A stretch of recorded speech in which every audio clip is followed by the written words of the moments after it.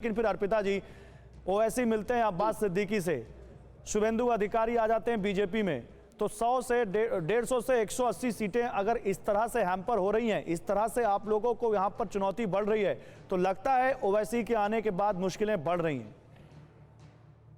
हमें तो नहीं लगता है, हमें लगता है इस बार डेवलपमेंट पे वोट होगी। ऐसे कोई हिंदू मुस्लिम करके वोट बंगाल में नहीं होती है, कभी भी नहीं हुई, इस बार भी नहीं होगी। डेवलपमेंट के चलते बहुत अच्छी बात है, कैसे डेवलपमेंट हुई है उसके चलते वोट होगी। लेकिन आंकड़े कुछ और कहते हैं मैम। जिन 5 सीटों को बिहार में ओवैसी ने जीता है, वो अधिकतर पश्चिम बंगाल के से लगी हुई हैं, मुस्लिम बहुल सीटें हैं।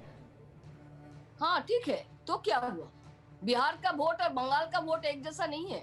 बंगाल के वोट डेवलपमेंट पे ही होगी, और शुभेंदु जाए या कोई भी मतलब जा सकते हैं, बीजेपी में गए हैं, इसके मतलब ये नहीं है कि उनको सब सीट मिल जाएगी, वो इतना कर जाएंगे। इतना पावरफुल होते तो पहले कर देते। तृणमूल में आके उनको इतना दिन वो लीडर थे, वो मिनिस्टर थे और उनके साथ लोग थे।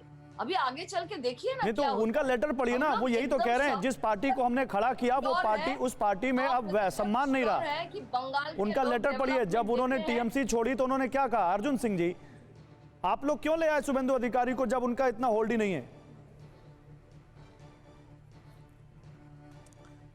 ये देखिए, अर्पिता जी बहुत ज़्यादा राजनीतिक व्यक्ति तो नहीं है। पिछला चुनाव शायद नहीं जीत पाई थी, और इसीलिए इनको राजनीतिक बारे में बहुत ज़्यादा ज्ञान भी नहीं है, समझ भी नहीं पाती हैं। शुभेंदु अधिकारी जन नेता हैं। ये जब नंदीग्राम की लड़ाई हुई थी, जब वाम फ्रंट के ज़माने में, तो उसी के फसल हैं शुभेंदु अधिकारी जी, और उनका अपना लोगों पर प्रभाव है, क्योंकि लोगों के लिए वो काम करते हैं।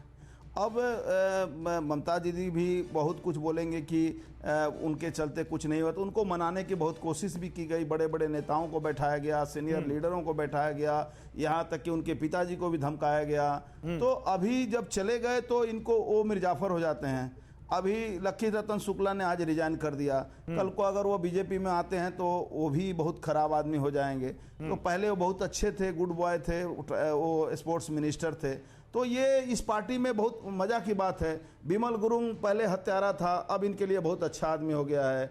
और छत्रधर महतो एक समय में हत्यारा था, तो इनके लिए अभी बहुत अच्छा आदमी हो। तो इनकी पार्टी और तो अर्जुन जी, ये सवाल तो फिर आपसे नहीं पूछ सकते हैं। अर्जुन जी, ये सवाल तो आपसे भी पूछ सकते हैं कि जो लोग पहले टीएमसी थे, वो नारदा शारदा में आरोपी थे, बीजेपी में आके क्या वो सही हो गए? नहीं, कभी सही नहीं हो सकते। जो जहां के आरोपी हैं, आरोपी रहेंगे।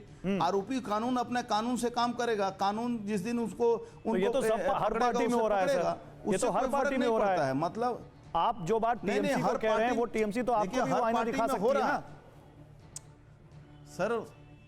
सर आईना दिखाए उससे कोई फर्क नहीं पड़ता है, लेकिन जिस पार्टी में रहते हुए पार्टी के लिए जान दे, पार्टी के लिए सब कुछ करे, और वो पार्टी कुछ भी उनकी कोई भी बात ना सुनी जाए और सब कुछ भतीजे के ऊपर चला जाए। ये सवाल तो उठ रहा है, ये सवाल तो लगातार उठ रहा है, और ये कई वहां ग्राउंड जीरो से ये सेंस आ रहा है। आमिर हैदर ज़ैदी साहब, ये सेंस आ रहा है कि टीएमसी में सीनियर लीडर्स को अब दरकिनार करते हुए अभिषेक बनर्जी ने पूरी तरह से अपना वहां पर होल्ड कर लिया है, और ये सीनियर लीडर्स को नहीं पच रहा है। और वो क्योंकि मजबूरी है, जा नहीं सकते या विरोध नहीं कर सकते, इसलिए विरोध वहां मजबूरी में टिके। फिक्र आपकी, सोमवार से शुक्रवार रात 9 बजे सिर्फ TV9 भारतवर्ष पर।